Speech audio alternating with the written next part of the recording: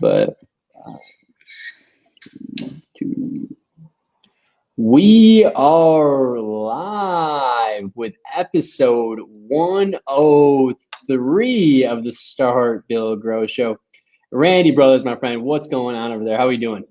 You know, living the dream, man. This is going to be an exciting show. We've kind of been all over, a lot of different guests, and kind of getting back to our roots. The whole point where we started this show was really wanting to share the entrepreneurial journey in the roofing space.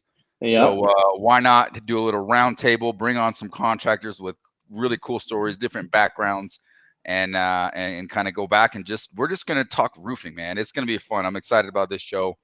I'm doing well. We still haven't got any hail over here, but we're still making the most of it, So what it is, man. How you doing, brother? I'm doing good, my friend. The sun is shining, man. Life is good, dude. Life is good. I'm feeling very lucky with what we got going on. We got some awesome guests in the house right now, like you were saying before. The biggest thing is, right, why do we do this show, right? It's for the roofers, right? How can we provide information to help roofers start, build, and grow their roofing company? So now we got two friends of ours, man. So we got roofers now in 3 different states. I'm the only one right here that's not a roofer. So we got Texas, we got Arkansas, and we got Denver. So we got contractors all over the world, making the industry a better place. So Charles, man, I figure we kind of start with you. Charles, you've been watching the show for a while, right? How long have you been listening to us talk? I don't remember exactly when it was, but I started doing roofing probably 2 years ago, and I was looking to learn some things, because I know that I don't know everything. So I was looking for some podcast, something, and I came across this a different podcast that had Randy on it. And so I was like, really? What is this? And so I listened to him talking. I was like, yeah, this sounds about right. So I kept searching, and then I found a Start Build Grow show, and it's been all uphill since then. Cool, man. So you started your company 2 years ago? Well, the company's been for 4 years ago, but I did remodeling until I talked to, we had a big hailstorm in Odessa, Texas. And I talked to one of my friends who was running a roofing company, and I asked him what the markup was on roof. And he said, when the insurance pays, it's like a 50% markup. And from that day, I was a roofer. And then you became a roofer. Right? So, and where are you located? I'm in Midland, Odessa, Texas. Okay, Friday Night Lights. Friday Night Lights. I like it, my friend. Very cool. And so how are you liking that decision to go from remodeling to roofing? How's that been treating you? It's so much better, man. There's not as much to deal with as far as subcontractors is concerned. The profit is great. It's faster. It's just excellent. Mm-hmm. And so then what were you doing before that, before you're doing the remodeling stuff? Or have you always been in the contracting space, or what kind of got you into the contracting world? My family's been in the construction our whole lives, but right before I was in remodeling, I worked in the oil field in sales. Oh, did you really? Yeah, the oil field ebbs and flows. And so when it went down, I decided just to go to work for myself and start selling. Yeah. And when I did that, it just changed my life. I knew I could sell pretty good, so I started selling for myself. It's been a battle, man, but it's been fun. Yeah. Well, keep crushing, my friend. Thanks for joining us today on the show, Charles. Thank you for having me. Now we got our boy Matt Collins out in Arkansas. How's it going, my friend? Going good, sir. Going good. So you were a born roofer, right? Yes, sir. Yes, sir. So how long has Collins and Son been in business? About 32 years now. 32 years, dude. Yes, over 3 You were in diapers. You were in diapers when you started roofing. Yeah. Yes. Yeah. We've been around for a little while. So is that what happened? You were just hanging out your diaper on top of the roof, or what? Yes, born sir. a roofer? Yeah. Yeah. Dad started about the time that I was in diapers. And, he split off from my grandpa because I'm third generation. So my grandpa roofed here most of his life. And so Dad kind of split off from him, started his own company. And I was born and raised doing it. So this is what I've done. This is what you know. This is what you know, right? So how was that? So like when you took over from your dad, like how was that process? Was it pretty smooth, or like was it a lot of learning curve for you to kind of figure out what was going on, or how was that process for you? Well, I've been in the business so long and working. I was involved with pretty well everything that went on. So a few years before I actually took over the company and bought the company for my dad, he got real sick, and so I had to take over the company completely while he was sick, and he was off work for a year. So I completely ran the company. We just continued on just like we always had. And when he got better, he came back, and then he decided he was ready to get out of it. So and then so you just kept rolling with it then from that point. Yeah, so I'd already been in it. I'd already been in it enough to know the ins and outs of everything. So it was a pretty smooth transition. I mean, I've been running the company for the most part for the last few years anyway before we made the switch. Mm-hmm. Cool, man. Well, Matt, thanks for joining us today, man. We appreciate it. Yes, sir. Thanks for having me. So, Randy, what do you know about these two guys? Man, it's been fun, man. I'll go back to it. I've been kind of connected with these guys. Shoot, Matt, about over a year now.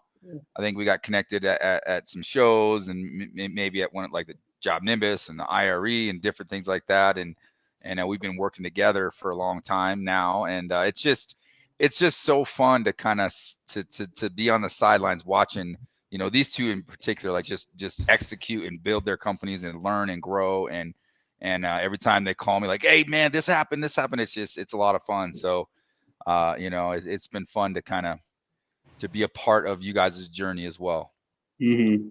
So, one at one point when I really got to get connected with you guys was actually the Roofing Academy Mastermind, right? And it was really cool just to see the turnout and the types of companies and stuff like that were there, and how much focus people were spending on improving their businesses, their processes, all that stuff.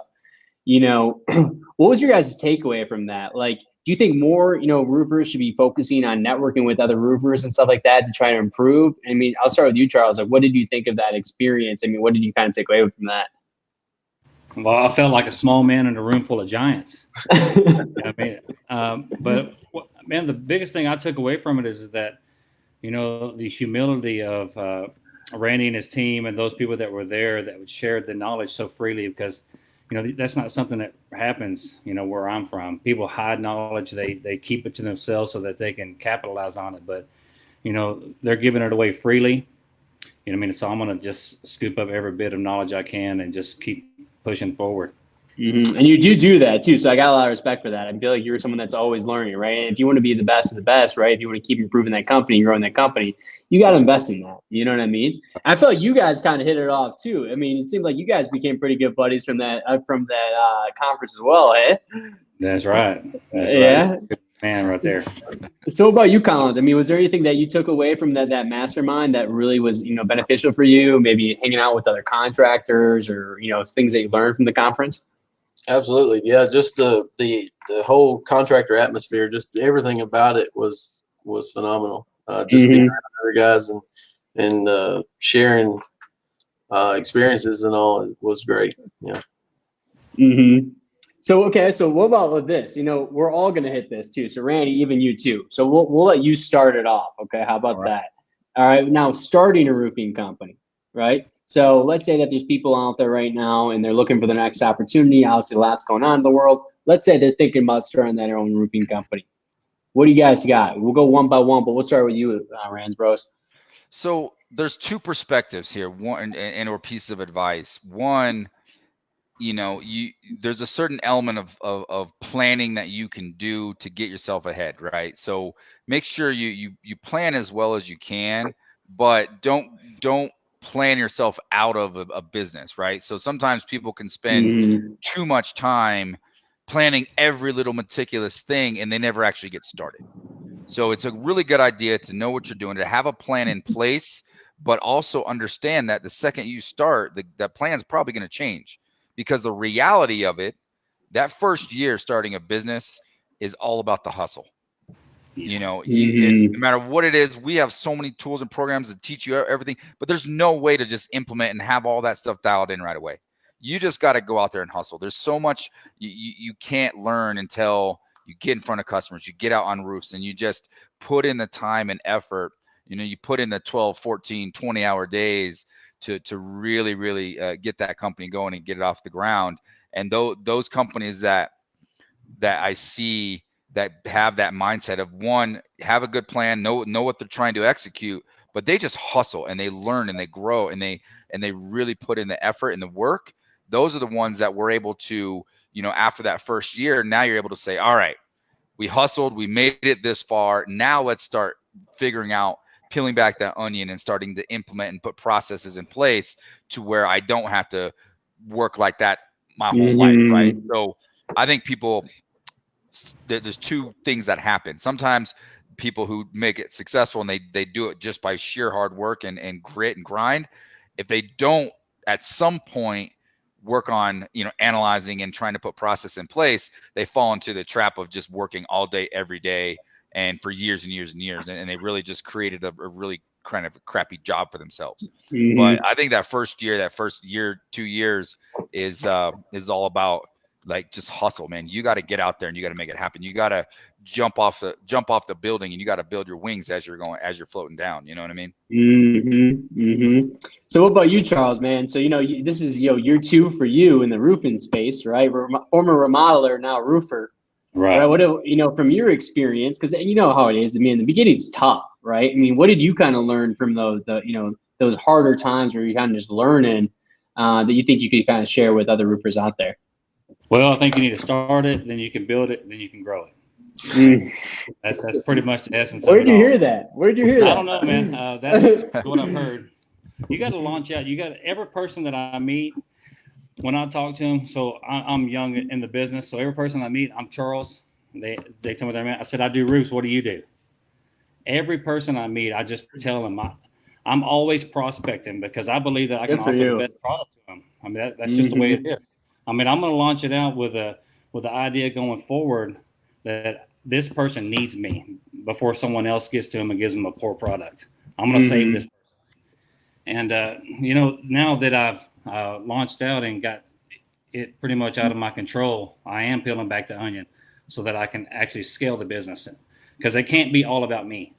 I have to do, because a lot of the times you do the work, and I'm reading the E-Myth, so this might come out a little bit, but a lot of times you do the work in the business and not on the business. You have to do the work of the entrepreneur. You have to, get training down. You have to get process down. You have to get systems down, because if not, you're just going to be stuck in a day job and you're going to hate it. So that's where we are. That's why I'm a part of this group. That's why I'm a part of the Roofing Academy, so that I can build. So what's some insights then you got, Randy? What are you telling Charles then when he's saying, "Hey, I want to scale this business, man"? And what are you telling him? Well, we're just what we're gonna do is identify opportunities to implement systems, right? And prioritize and execute. So you got to prioritize. It doesn't happen overnight, right? I've been at this 18 years and I'm still learning new things and implementing new things. So we got to understand that's a long haul, and you got to prioritize what's most important right now that you can execute with your skill set to get you to the next level, and to get your company to the next level, and to get the people you start hiring and developing to that next level. And a lot of it has to do with, what we've kind of built a lot of things around is, I've kind of identified essentially every business has between 4 and 9 core processes that you've got to get right in order to scale your business. And in roofing, I've identified 7 processes. So the idea is, out of those 7 processes, which one can we prioritize and dial in and tweak and get working right? And then we move on to the next one, and then we move on to the next one, and then we move on to the next one. And by the time you're done, you start all over again, and you keep going. And that's just kind of the nutshell of how to do this and how to build a business. 100% well said. So about you, Mr. Collins, man, 3rd generation contractor over here, man. You've seen it all. Your dad's seen it. Your grandpa's seen it, right? What you got any tips for the newer guys on the block? Man, just always do what's right. Do the right thing, no matter what it costs. That's very important. Very important. So treating the client right and doing the right thing. Absolutely. Yeah. And I love that, because that's something that everybody knows. It's, buzzword, you got to do things right, whatever. But that doesn't hit home until you're a generational guy, right? I'm a 3rd generation contractor, not necessarily a roofer per se, but my grandfather had a roofing company. I was 5 years old, as a little kid, looking up at them roofing, and then they did construction, and they did paintless dent repair, and had a body shop and all these different businesses. And that's one of the biggest takeaways I got. And I think, Matt, we can both say that, is that passed down from generations, is do it right. Like, take care of people and do it right. put people first, and that alone can help you really build a good foundation and grow your business. Putting people first in business, right? Mm-hmm. Yeah, Lindsey Brown with Farhart Roofing, she just commented 100%, Colin, so she agrees with you, Matt. We got Jose Herrera too, man, our guy with New Era Roofing out here. He says shout out to Matt and Aubrey, man. He was over at the conference as well, so it's cool to watch the TRA family grow over here, my friend. Very cool to see that. That's for sure. Well, so then I guess I do want to at least mention it because obviously it's a different time right now, right? It's just, with everything that's going on. I'll start with you, Randy. We've already just kind of discussed, the navigation of what you're doing with Elite and regarding COVID-19. But how is like the response of customers? It sounds like they almost went into hiding for a little bit, right? And obviously their main focus wasn't roofing, but how is that customer communication been going? Can you kind of tell the feelings of your prospects and your customers, or what's going on there? I want to say at first, there was a lot more kind of nobody knew what to do. It was all new. Nobody knew what was going on. They had a tendency to let me just catch my breath for a minute, right? So we went really proactive in putting all these processes and all this stuff in place, which we still have in place, where everybody's wearing masks. And they even here in Colorado, they issued where you have to wear a mask if you're in Denver, you have to wear a mask if you're out in public. It's like they'll even fine you if not. $1,000. Yeah. So which is, I don't know how long that's going to last. I know some other states tried to do it. It didn't really work. However, it is what it is. So we're going to do everything we can to abide by those protocols and to really hold ourselves to a high standard. But the reality of it is, I think consumers are starting to really understand that, hey, it's a new thing. It's a new way of life, but we can't just stop our life. Right. So they're still open to communicating and they're just taking extra precautions, whether we're using masks or taking everything virtual or digital, or shoot, man, go out. And I know people setting up tables and working off their tailgates and doing presentations out with 6 feet apart, and we're just adapting, right? Everybody's adapting, and you kind of gotta feel out the customer to really and be nimble and be available to kind of make adjustments to what the comfort level is of that customer. I know Aubrey, we were talking about the other day where he's like, man, the customers in my neck of the woods, they don't even give a shit. Like they don't care. They're like, whatever, this is Texas. And up here, they may be a lot more conservative. So you got to understand your market. For you, Charles? What's that? Is that what's going on for you, man? They don't seem to care as much, or what's going on? I show up in a mask and the gloves on, and they try to shoot me, man. They think you're trying to rob them or something. Yeah. And no, there's too many guns here, man, for that stuff, man. Yeah, no, right. I feel the customer out. I mean, I always bring a mask in my pocket. I don't wear the gloves, but if I'm standing in the front door, knocking on it, waiting for them, I got the sanitizer in my hand. That way they can see me. Nice. So just feeling them out. If they're real paranoid about it, they probably won't call anyway. But I mean, just today I was in a client's house. They shook my hand, invited me in. We sat down at the table, did a presentation, and it was just regular old business. You signed everything's open down here. Yeah, you close them or what? We can close them. No, man. You didn't close them, dude. All right, so what happened there? I always close them. What happened there? How come you didn't close them? Yeah, I always close them, man. I'm just waiting on the phone call right now. Are you waiting to call? Are you waiting? We're setting the adjuster meeting. Don't get it twisted. Hey, man. If it wasn't 7 o'clock over there, man, we could do something where you could just call them right now and close it. Some live action role play, man. Watching Charles close deals. I call my mom. I text her first. Mom, pretend you're this person. Yeah. What about you, Collins, man? How's everybody in Arkansas kind of going about it? Have you noticed anything with your customers, or how have they been like to be treated during this time? Really just keeping distance. Main thing. People's not near as concerned. Customers so far doesn't seem near as concerned about it as other places. I occasionally still get a handshake every once in a while. It's kind of awkward not shaking hands. I'm not used to that. And so somebody will stick their hand out and I'll shake their hand, not even think about it. And, it's happened a few times, but nice. For the most part, it's just been kind of normal.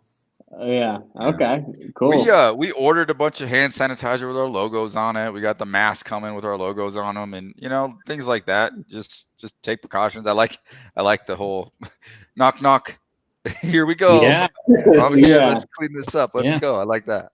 I do like the branded face mask idea though. I do think that's an interesting marketing play. So for example, like I work in a co-working space, right? So there's a bunch of other companies here that we have the potential to work with. So I've thought about making this Suma branded face mask and just handing them to all the business owners around here. All of a sudden, everybody will be walking around with the Suma face mask. There you do the hand sanitizer. Like Yeah, put it on everyone's desk. Yeah, right, exactly. Because we already got those Suma mugs. Remember we did those Suma mugs? All the business owners got all of those. So I'm like, I'm just gonna brand this place Suma. You know what I mean? So do what you got to do. So we got Mike here. So we've been doing a few Zoom presentations, working well. I think that's a great call for sure.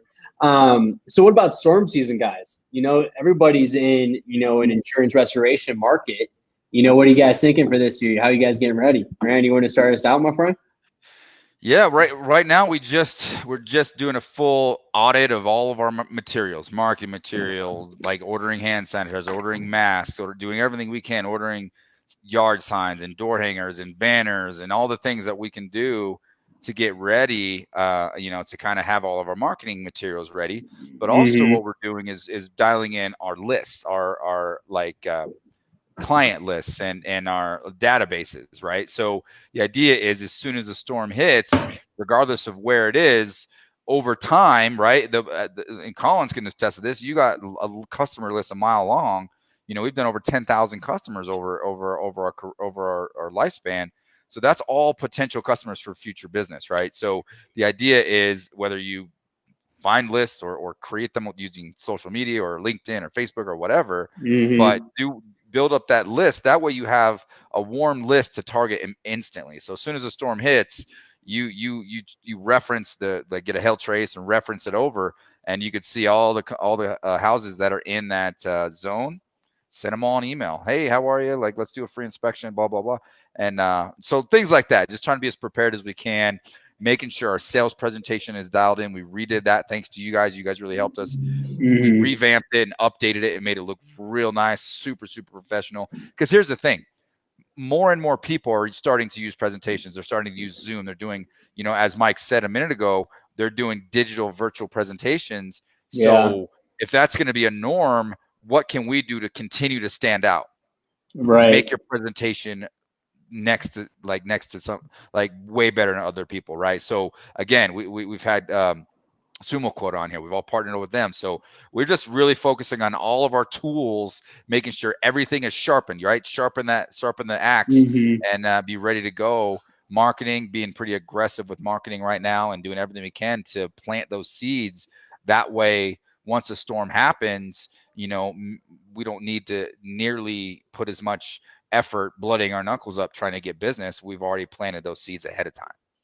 I think that's the biggest thing, right? Is making sure that you're sharpening that knife now. So you're not waiting until that storm hits. And then you're like, all right, what do we got to do, right? So it's just getting everything lined up prior to the storm. So, I know the list, right? The data, the customer list, like, dude, that stuff is gold, right? So Randy, are you kind of staying in touch with those people then, throughout the year, or you kind of wait till the storm season, or how do you kind of go about the communication?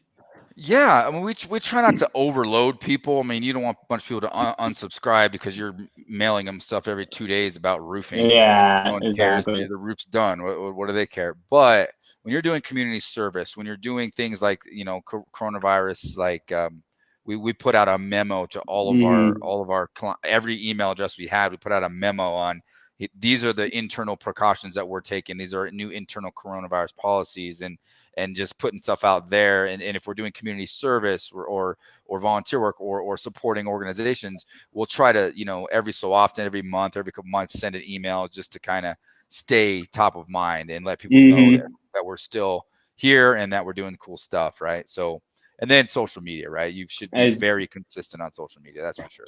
I'm glad that you mentioned the volunteer thing, right? Because, what do we promote, right? The Roofing Academy, right? Giving back to the community, right? Becoming a brand that's known for giving, right? So for the next member of the month, we're going to be giving it over here to Charles Nelson for what he's been doing. Oh, man. Hey, so good times. Nice. Not only does he get on the show, but he also gets the member of the month. So, Charles, you want to share a little bit what you're doing? Obviously, it helps the community, but it also it shows what your brand's truly about. So maybe, talk a little bit about what you're doing for your community. Hold that thought, because it's a perfect segue. We're gonna leave you with a cliffhanger. We got everybody watching. We're gonna dive in. He's doing some really cool things. He is. But this cool show would not be possible without our sponsors. I mean, production. Nick's time, making sure we bring this show to you each and every week. There's definitely a lot of production that goes into it, and uploading to the podcast and editing and all this stuff. So none of that would be possible if it weren't for our amazing sponsors. So we definitely want to give a big shout out to all of our friends and family over at Job Nimbus. They're the number one CRM in the roofing space. We've all built our brands off of that, and they continue to grow and continue to push the envelope on providing an amazing software for us to use to build our businesses. So if you're looking to do a CRM or want to find something that's customizable, that's integrated with all the other great softwares, definitely take a look at jobnimbus.com. And I'll let Nick take the next one. Absolutely. Well, we got it. Hey, so Garrett Kurt, right? He's been on the show with One Click Code, right? And so now they have One Click Code, right? So talk a little bit about how important it being able to have a tool like that, Randy, not only on your desktop, but right from your phone. You literally download the app and you get free roof coating reports, right? So how beneficial is that, man? So whether you're doing insurance work or you're doing retail work, you still, like Matt already said, you got to do it right. Okay. And sometimes if you're working in multiple areas, multiple parts of the country, multiple jurisdictions, it may get a little challenging to figure out exactly what the code is to do that roof right in that specific area. So One Click Code solved that problem. You can, anywhere in the country, you can enter an address and figure out exactly what the code is for that roof. And you can generate a report that you can also use for insurance carriers. So they're approved by nearly every insurance carrier now as a valid source to document code coverage. So when you're looking, when you're doing supplements and you're making sure that you're doing the roof right as per what the insurance claim is or what the retail job is, you got to have the code right, and you got to have a great credible source in order to make sure you're getting paid properly. And they've solved that problem. So oneclickcode.com is an awesome app that supports all of that. And for production, scaling production, press a button and you're able to know exactly what the code is for those jobs. Yep. And we'll actually be having him on the show too on June 3rd too. So we can kind of learn a little bit more about it then too. So if anybody has questions then next month, we'll have him on the show. All right. Back to the show. Perfect. So now we're talking about the Roofing Academy Member of the Month, Charles Nelson. We're talking about giving back to community and also at the same time being able to develop your brand where people can think positive things, that is really cares about the people in the community. Charles, my friend, what did you do and why did you do it? Well, man, I take a lead from a great roofing company over there, Elite. They give a portion of every job to charity. So that's what I automatically put that in mind in my presentation, $100 per job. But this stuff happened. It just came on everybody so fast. This Corona, COVID-19, and people started losing their jobs. And I thought this is a perfect time to be in a position to give, because I didn't lose my job. I mean, we were busy. We're still busy. And so I was originally going to give some money to some people who have lost their jobs, but my wife being a former nurse and my sister-in-law being a former nurse, they reminded me that people that were laid off were eligible for unemployment and also another stipend from the government, an additional $600 a week.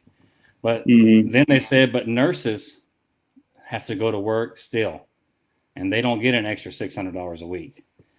So that they advised me, and I listened to advice from my wife for sure. You're a smart man. Hey, if you're gonna take anything away from the show, listen to advice from. There you go.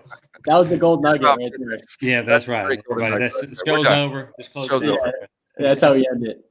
Yeah. So they said, why don't you give it to some nurses? So I said, all right, let's do it. So we have 2 towns, Odessa, Midland. And we decided to give away that's what we had, $1,500 in the giving budget, and we just put it out there on Facebook, and people nominated nurses. They had great stories, and we picked 2 nurses. One happened to be in Boston, working in a Corona unit.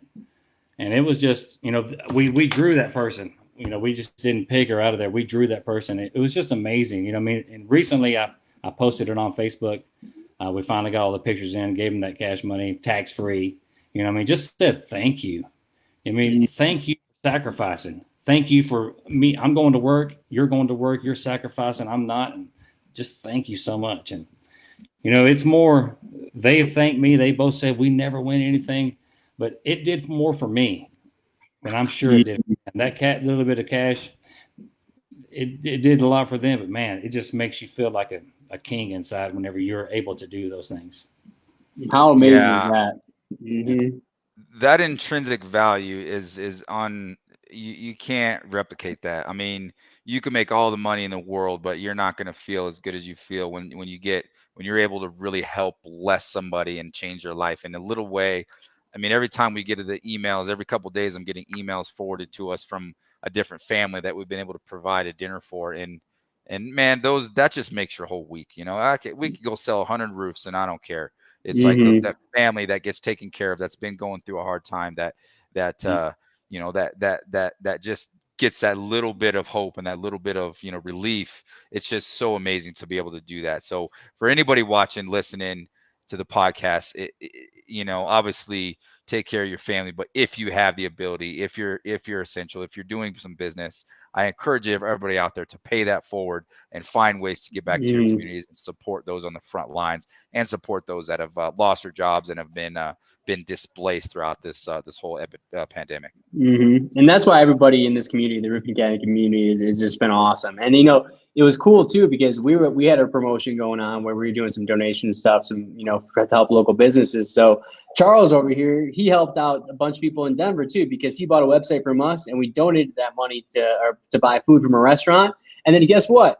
Armando J. Cox, who's got the community service van, went up and picked up the food and went and fed 100 hospital workers, right? So it just shows the kind of people that are in this community and what they're all about. So we definitely appreciate you guys and everything that you guys are doing for your guys' communities and stuff like that. But to kind of get back going on the show, on what you guys are doing, I kind of wanted to talk about goal settings and execution. So Randy, maybe you can kind of set the tone for that, because I think that'd be a great next topic, because that's what it's all about here, right? How do we set goals and how do we smash those goals? Absolutely. So I'm just gonna pull a page out of the coaching 101, the business planning 101 guidebook, right? When you're setting goals, there's an acronym out there. It's all over. I mean, I don't even know who owns it. It's been around for years and years and years. It's in a lot of books. But when you're setting goals, you want to make sure they're SMART goals. And what that means is specific, for the S, specific goals, measurable, attainable. Make sure they're attainable, and then make sure they're relevant. They're relevant to the big picture, relevant to the big picture, what you're trying to achieve, and make sure they're time bound. If you stick to that simple rule for setting daily, weekly, monthly goals, you're going to see progress. Little bits. You can't eat the elephant just one bite, just one, in one bite. You got to eat it one bite at a time. Now, I'm not saying it's not a bad thing to set those big vision goals, and I talk about that too. I mean, we should have a vision. We should be shooting for the stars. But if you're trying to execute day in and day out, set these SMART goals: specific, measurable, attainable, relevant, and time bound. And that's a great little tidbit for you to take and implement right away into your personal and your business leadership and goal setting. So, I know Charles already kind of mentioned that he was looking to kind of scale the company and figure out how to do that, right? Matt, so with you're in a different situation, right? Third generation contractor, right? The business has been going for a while. You got a brand established. I mean, is there anything, it could be sales, it could be marketing, hiring. Is there anything that's really important to you this year that if you feel like if you were able to get it figured out, it'd have a big impact on your company? Sure. Yes. Hiring absolutely is something that we're trying to do. Get some more hires on, training, and get them trained and be ready to kill it. It's hard though, isn't it? The hiring process, and then actually like onboarding these people and stuff like that and training them. Like, it's tough, right? Like, Randy, do you have any tips on that? That's because I feel like that's probably one of the biggest issues that people seem to run into. I don't know if Charles, you run into anything similar to that? Do you feel like the hiring process? Well, that's the work. I'm just going to take it from Randy here. That's the work of an entrepreneur. There's difference between going out there and roofing, picking up shingles and stuff like that, or actually developing the system to train those people to do your business. Training is the work of the entrepreneur. Doing the process is the work of an entrepreneur. That's, you got to have that vision. If you don't have the vision, you're just not going to see it. You're not going to go for it. And hiring is probably the hardest. I mean, how do you take your baby and here, I trust you with it? Yeah, exactly. Yeah. And how do you find the right person for it too, right? How do you find the right person? How do you You hire slow. Hire slow, fire fast, right? I think That's I've heard right. that one a couple of times on the show now. Oh yeah, he's trained well. Yeah, right. I got the whole hey- lingo. I might just start making like a doll of Randy and just do the thing where it just says his lines. You know what I mean? Don't get me started. My staff already does crap like that. Let me just jump in there. I think it comes down to character. Yeah. Let me jump in and say this, man. I just got to get this out there because I want to make sure on the show I'd say it. So before I was listening to the Start, Build, Grow show, okay, my average square cost was 300, not cost, but that's how much I made, 300 a square. And since watching the Start, Build, Grow show, since listening to all the podcasts, since becoming a part of the Roofing Academy, that has been risen to $452 a square on average. On 1,000 squares, this Start, Build, Grow show has netted me $152,000. So every bit of it is worth every dime. That's what's up, man. Good for you, dude. Awesome. We'll be sitting on the invoice here next week. Okay. Yeah, right. Send that invoice over here, man. I'm paying it monthly. That just goes to show, guys. I mean, you don't even got to pay. It's just pay attention. Listen to what other people are doing. Take a chance. Implement things. Try new things, and don't be afraid to step outside your comfort zone. You might actually see some positive results happening. You might actually be able to make some improvement to your business, without having to go all in on expert coaching. I know I'm like selling myself out of clients right now, but the reality of it is he made a lot of great decisions and was able to learn a lot just from listening to the show. Yeah. And now we're in process of turning up a notch, right? Now we're hiring, developing, putting systems in place and getting ready to take this thing to a whole nother level. But he got somewhere with pure hard work, hustle, open-minded, humbleness, and listening to other people and putting those things out. So it's great. So we actually got here Ellis too. So Ellis is out here in Denver too. Randy Brothers, we talked about that today. Hiring is harder than anything that I have done in this business, man. So let's dive into this, Randy, because clearly this is something that people are struggling with. I mean, we hear it all the time, man. So I mean, what tips do we have for the people who are still kind of figuring out the hiring, training, onboarding process, if you will? Well, I think where we go wrong with hiring is we don't respect it enough, in a sense that most of us as entrepreneurs, we just want to take the path of least resistance. We realize that there's a challenge or something that needs to be done in our business, and we need somebody to help do whatever it is that needs to be done. So we just want to take the path of least resistance and take the first human available that bleeds red blood and that bleeds and breathes and has a pulse, and we just throw them in to solve our problem. That's the issue. It's like, okay, I have a problem of this that needs to be done. I'm going to find anybody that I can to fill that problem, right, to solve my problem. But we need to reverse engineer that, and we need to design and hire people that fit well within that role, within that problem we're trying to solve. And that takes longer. You said hire, so it takes longer. It takes more of a vetting process to find the right people, but not just filling holes and putting bodies in there, but actually putting the right people with upside. Okay. And what I mean by that is there's a little bit of luck. There's a little bit of talent. There's a little bit of just intuition of finding people that don't even realize what their full potential is. So that's just something you got to just an innate ability to take a risk and figure that out. But you find somebody, like for instance, it's not about hiring managers to just here's my business, or hiring somebody to say, here's my business. It's hiring a good quality character person that matches the values of your business, that strengths fit the things that you need to accomplish, and build them up within the business. And I think that people aren't willing to put the hard, long work in to hire, train, develop, and lead people. They want an instant result. They want to just plug and play, and all of a sudden think that their business is going to be transformed overnight. So really, I'd say respect hiring from a sense of, you have you own a business. You have a gift that you can provide for other people. Okay, this isn't about hiring people to solve your problems. It's hiring people to give them an amazing opportunity to be a part of something bigger than yourself, to be a part of something bigger than themselves. So own the fact that you have the ability to create, you know, a life for somebody that supports their family, that really, you know, that's an opportunity for them to grow with the business, and your mindset's going to change, and you're going to do a little bit deeper and a better of job of hiring, training, and leading others to help you build your business. So I think really, you know, it takes a kind of a mindset shift from a leadership perspective to really do what it takes to find, you know, good quality people that you can build up within your business. And obviously that's it's a lot of talk. It makes a lot of sense. It's still not easy. It's still not easy to do, right? You can use all the platforms of social media, tap into your own network, but the reality of it is it just has to be part of the grind. Is like, and Aubrey said it right in the beginning. Everybody he meets, he's talking to them, he's letting them know about his business, he's passionate about what he's doing, because you never know what's going to happen. You never know, you know, 5 months down the road, that same person is looking for a job, or that same person is looking for a roof or whatever. So every single person you meet, how you interact with them, the impression that you leave is going to correlate directly when the time comes that you need other people. Really well said. So do you think that it's difficult too when you find that right person to kind of sell them or close them, that you're the right company? Like, has that ever been an issue for you guys, or what's your thoughts on that? Where, hey, I recognize this is the top talent, I got that issue taken care of, but now it's figuring out how to close that person, right? Not only do I have to close deals on roofs, but I got to close people who are highly talented or have, you know, lots of potential.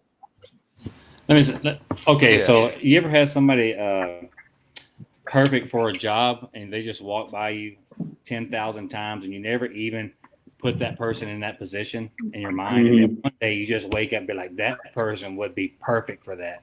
And that's why my mother-in-law works directly with me. Her son, okay, just let me tell you how organized this guy is. So he takes his clothes and he puts it in the closet, and if he wears a shirt, it goes in the back and it goes back through. I mean, he never wears it the same 2 days in a row or a week, the same week. He's so organized. And my wife is the same way. And I'm thinking, man, y'all are too anal. I'm just going to go ahead and say it, you know? Yeah. Then I figured out where the source came from. My mother-in-law. I'm the most disorganized person in the world. So guess what? I said, you know what? I'm going to hire my mother-in-law. I'm going to put her in front of a computer. She's going to go through the roofing academy, and she's going to help me. As a matter of fact, the other day, she said, hey, are we doing this right here yet? And I said, well, we're getting ready. Boy, it wasn't good enough. You know what I mean? No, Randy said that we should be doing this right here. All right, that's enough of that. You're fired. No, I didn't say that. I figured out the right person to hire was someone who was already close to me that was so well organized. But man, it just took me forever to see that. You know, she's family, she's great, she's perfect for the role, and I just, you know, boom, wake up. Yeah, that's awesome. That's awesome. Think outside the box. That's a great story, man. How about you? I want to hear from Matt on this, because you know, the reality of it is what you've done, man, is commendable. Not just in roofing, but the failure rate, the success rate of third generation businesses is almost doesn't exist. It doesn't exist. You know, by the time you get to that third generation, it's like the person, the youngest, like they just, things get deteriorated. And I think, you know, you've carried on that passion, that family name, and now you're working really hard to kind of bring the business into modern era with modern technology, updating your systems and processes and CRMs and websites and marketing and everything. All the things that we're working on. And so you know, and that's something that you've had to embrace as a third generation guy. Like what's some thoughts on that? What have you learned from that process? Well, it's been a lot. It's been a lot to take in, but it's been great with you know, the CRMs that we have, the Job Nimbus, Company Cam, someone quote, things like that is just, I mean, helped out tremendously when it comes to bringing it into the new age, you know, and trying to do things better and different than before. I feel like you always ought to try to do things better than the ones before you. And it's just, that's the way everybody ought to do it. It's unfortunately, that's not the way most people do it, but right. Yeah, man. It's like Randy was saying, man. It's very impressive. I mean, for a company to get passed on to the next generation like that, and for you to pick it up and not only continue that tradition, but to also improve it, implement the new technologies, right, and continue to have that business grow has been awesome, man. So very good work. But well, guys, so as we bring this into close, it's always the gold nugget, right? So we're talking to all the roofers out there, right? We're talking to all the roofers out there, and from your guys' experience, we want you guys to give them a gold nugget that you think could help their business. It could be something to implement, it could be something to not do, it could be anything that you guys experience that you think could be beneficial for them. But what we're gonna do again is we're gonna start with Randy Brothers, man, because this guy is feeling it right now. What do we got, Randy Brothers? Hey. I'm replying to somebody on here first talking about he asked Dylan asked, are you growing this company with 0% ownership? And I'm just letting him know all of us are owners. We all own our own own our own businesses. But again, that's a perfect launch for this, because you're not going to, one, get to the top of the mountain by yourself, and two, if you were to get to the top of the mountain by yourself, it's pretty damn lonely up there. The reality of it is you have to be focused on people. People are everything in your business, and invest in people and providing opportunities for people, and owning the fact that you have a moral fiduciary, a duty to provide opportunities for others. If you take ownership of that, you don't have to worry about having to convince somebody to come work for you.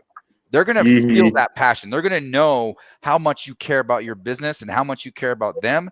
They're going to want to come work for you. And not only are they going to want to come work for you, they're going to run through walls for you, and they're going to help you build your business, because you're not in it alone. All ships rise, right? We're all in this together, and you got to have that type of mentality in order to really build and scale a business, bring others with you, and entrust them and empower them to make decisions and to really be a part of the big picture that you're trying to achieve as a leader for your company. 100%. Now, Charles, we'll go you. Then we'll end the show with Mr. Matt Collins, man. What's going on with you, Charles? What do you got to say for the roofers out there? I guess the best thing I could say is that the position that we're in is one of heavy responsibility. When you have the ability to make a living, a good living from roofing, that shouldn't just be something that you hold selfishly to you. When you can touch someone else's humanity with what you do and make them feel like a great person, that seals the deal for me. It isn't just about money, or it isn't about being the absolute 100 best and everybody knows it. It's about using my position to help others. Work for me or whether I work for them. I like it, Charles. What about you, Matt? What do you got to end it with? Just, for me, taking care of people and doing what I can for other people is very important to me. My customers and clients mean everything to me. It's just taking care of people, doing what's right, treating them right with respect. Because in our industry, it's so many times they just get left hanging, and that's important. That's important to me. Absolutely, right. Challenging that status quo, right? As you would say, Charles, right over here, right? I know Randy says that take too. All I can from that. Charles was the last one to mention it to me. So, but man, hey guys, it's been awesome to watch you guys grow. Matt, Charles, man, super proud of what you guys do. You guys have been completely committed to the whole process. You continue to learn. I can see what you guys are doing. Continue to reinvest and take care of your clients, the people that you want to work for you, everything like that. So, I mean, Randy, I'm sure you're proud of these guys too. Do you want anything to say to them before we close it out? I'm like a proud papa, man. These two guys, I've been working with them for a while now, and just they're both not only they're growing their businesses, right, and that's great, making more money, blah blah blah. But to see the human development that's happening is that's the big picture. So as we wrap this thing up, I have a little bit of room. We stay small intentionally, because I pride myself in being able to have a relationship with every one of our members and everybody that I coach because of this. And that's what differentiates us from all the other coaching platforms out there. Sure, we got a lot of virtual training, all the documents, all the things out there, but if I get to the point where I'm too big to actually have a personal connection with my clients, I'm done. Like, that's where we stop, because I don't do this for money. I do this for this exact reason, to develop people, to watch people succeed. And look what's happening. They are both pouring into their communities. They're providing opportunities for other people. They're giving back. And that's really the big picture of what this thing is all about. So proud of you guys. I appreciate you guys. And make sure you're getting your task done before our next call, eh? That's right. That's right. Look at this guy. He's bringing down the hammer over here on the call. Yeah. Even. Look at this. He means business. Yeah. Oh, man. All right, guys. Hey, thank you guys so much for joining. Always a pleasure. Episode 103 of the Start Build Grow Show, guys. Have an awesome night.